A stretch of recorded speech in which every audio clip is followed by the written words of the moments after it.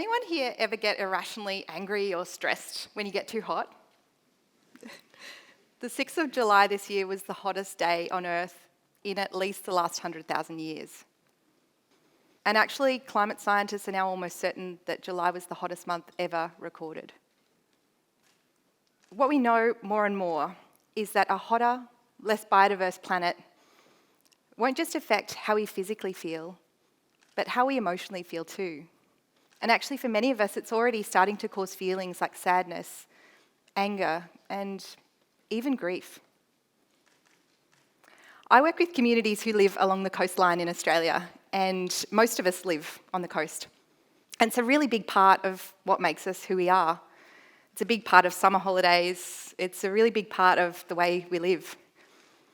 And we have incredible coastal and marine ecosystems here, from tropical coral reefs to giant kelp forests. But a lot of them are disappearing, and quickly. And climate change is often at fault. As a researcher who studies ecological grief and environmental emotions, I'm often asked, well, why does it matter? Shouldn't we just worry about solving the problem of climate change rather than worrying about how it makes us feel? And we should. But I'd like to try to convince you that our feelings might be the secret weapon in saving our environmental future. To do that, I'd like you to close your eyes. Take a deep breath.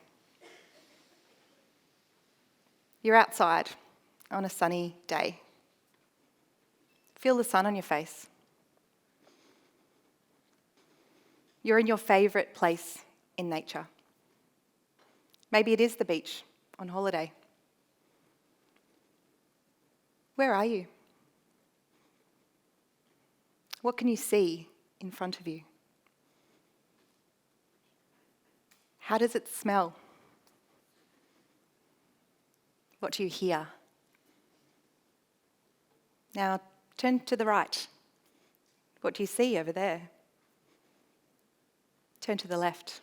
What about over there? And who's with you? Can you picture their face? Open your eyes. We all have places that matter to us. And when you experience a place that you love, it's kind of easy to imagine how it might take an emotional toll if you lose it. These are some of the places that matter to me. This is the Great Barrier Reef where I work. The reef is an iconic place. It's incredibly beautiful. And if you've ever had an opportunity to go and visit the reef, you might know that feeling of getting into the water and seeing the coral reef in front of you and just that silence that surrounds you when you dive down. There's nothing like it. When I talk about how people feel about the reef in interviews, when people tell me how they feel, they use words like joy, awe, and beauty. This is also the reef after coral bleaching. As the oceans warm, corals get stressed and they expel the tiny algae called zooxanthellae that give them their colour. We know that seeing or hearing about coral bleaching can cause ecological grief. When we talk about coral bleaching in interviews, people use words like sadness, loss, and anger. Places that we love don't have to be iconic to be meaningful. This is the landscape near Canberra on Ngunnawal and Ngambri country where I grew up, quite far from the coast.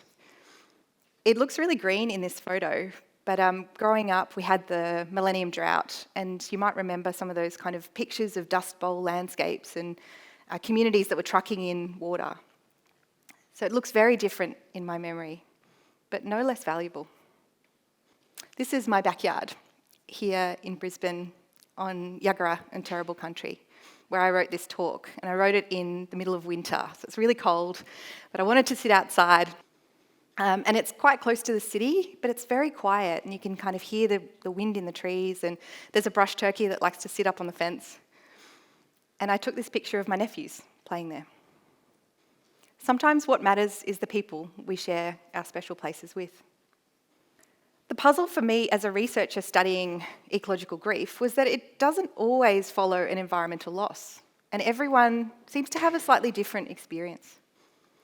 It turns out that ecological grief mainly happens when a place or a wildlife species or even a plant species that we love and cherish is lost or threatened.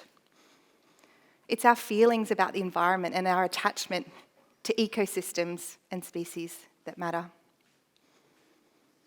Our identity matters too. We each have a unique combination of identities that make us who we are. So things like our age, our gender, whether we're Indigenous or non-Indigenous, any of those things can kind of combine to change the way that we're affected by things like climate change. And our identities can also give us really unique strengths and ways of coping that can make us more resilient. So maybe you're hearing this and thinking, well, yeah, okay, maybe that's me. It sounds kind of familiar. What can I actually do about it? What the research shows us is that for ecological grief, connection and action really matter. For most of us, when we lose someone we love, we turn to our friends and family for support. And some of us might need a little bit of extra support from peers or people who've gone through a similar experience. For ecological grief, we think it looks sort of the same, but not quite, not exactly identical. Because your family and friends might not have the same experience and they might not feel an attachment to exactly the same place as you do. So it's really important to form connections with people who do feel the same. And it's even better if you can make those connections with like-minded people while you're out in nature or you're doing something positive for the environment. That can really supercharge your resilience to ecological grief. So I hope I've been able to convince you that our feelings about the environment really matter. And they matter more and more, we're seeing, after bushfires, after coral bleaching, after floods. They matter as we start to have some really tough conversations about what life is going to look like in the next few years and decades. They matter as we're having conversations about things like moving the summer holidays to a cooler part of the year so that it's safer. And they really matter when communities are having painstaking conversations here in Queensland about whether they can even stay in the places that they've lived, maybe for generations, or whether they're going to have to move if their homes are inundated by seawater, or they don't have enough fresh water to survive. So our feelings really matter, and they matter also because they can help to motivate us to protect the places we love. Feelings like grief, but also feelings like hope and even love.